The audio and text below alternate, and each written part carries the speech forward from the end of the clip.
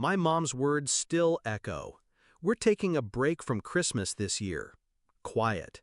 Just us. I said, okay. Then I saw the photos. Their house lit up like a magazine spread. A table groaning under food.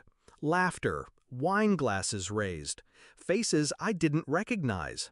My sister's boyfriend, his kids. Fake daughters, they called them. Not family. Not blood. And me? Deleted. I stared at those photos, phone shaking in my hand, not from weakness, but from clarity. That's when I sent the video to my dad. A slow pan of the brand new truck I'd bought him. Black steel, leather seats, every bell and whistle. $29,600, paid in full. Caption, Merry Christmas, Dad. 90 minutes later, he was on my doorstep. It wasn't always like this. For years, I was the one holding the holidays together, cooking, driving across town, making sure gifts weren't forgotten. My parents never had to lift a finger. I wanted it that way. I thought it meant something. But slowly, I started noticing. The way my mom's eyes lingered longer on my sister. How the best stories at dinner were always about her. How I was convenient, background, support staff. At first, I brushed it off. Families aren't balanced, I told myself. Love isn't measured like math. Then the lies started. A quiet Christmas that turned out to be a party without me. A small gathering that somehow always excluded me.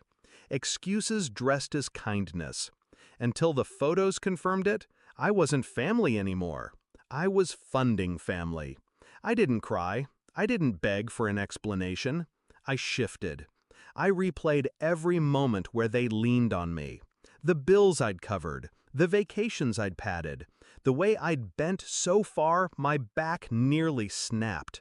And then I thought of that truck, the surprise I'd been planning for months, the paperwork still cooling in the folder on my desk. Why give them comfort when they gave me absence? No, that wasn't justice. So I planned my message.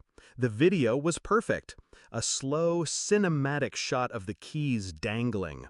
The logo gleaming under the winter sun. The odometer, clean, untouched. My dad saw what could have been his. And he saw my caption. Then silence. For 90 minutes, I let him sit with it. Let him realize the difference between being chosen and being erased. Let him feel the weight of absence, the sting of betrayal turned back on him. And then the knock came. He stood there in the cold, cheeks flushed, eyes darting like a man searching for words that didn't exist. "Why would you?" he started, then stopped. I let him stew. Let him breathe the silence I'd carried for years. Finally, I said it. You wanted a break from Christmas? Consider this the break. That truck, it's not yours. Not anymore. He opened his mouth, closed it again. His hands curled into fists, then fell limp. Because he knew. He knew the rules had changed. The fallout spread faster than I imagined.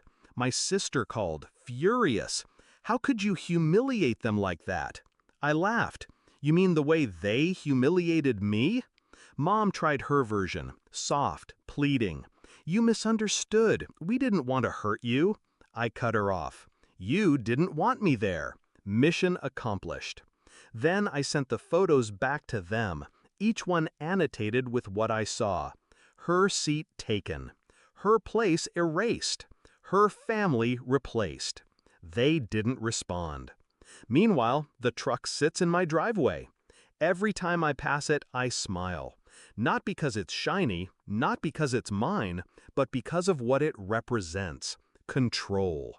For once, they can't rewrite the story. There's no photo without me. There's no Christmas party they can edit me out of. Because now, my absence isn't passive. It's chosen. And they feel it. Weeks later, my dad tried again. Called late one night, voice hoarse. I messed up, he admitted. We messed up.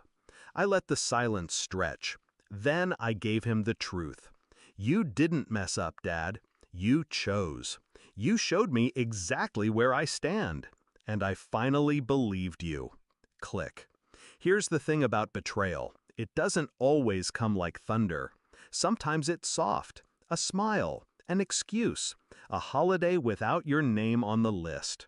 But once you see it, you can't unsee it. And once you decide to act, you don't need rage. You just need precision.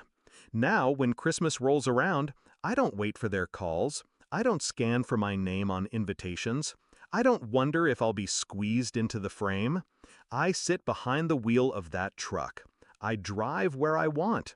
I celebrate with who I want. And if they ever wonder why the silence between us feels so heavy, I'll remind them. They wanted a break from Christmas. I gave them one. Forever.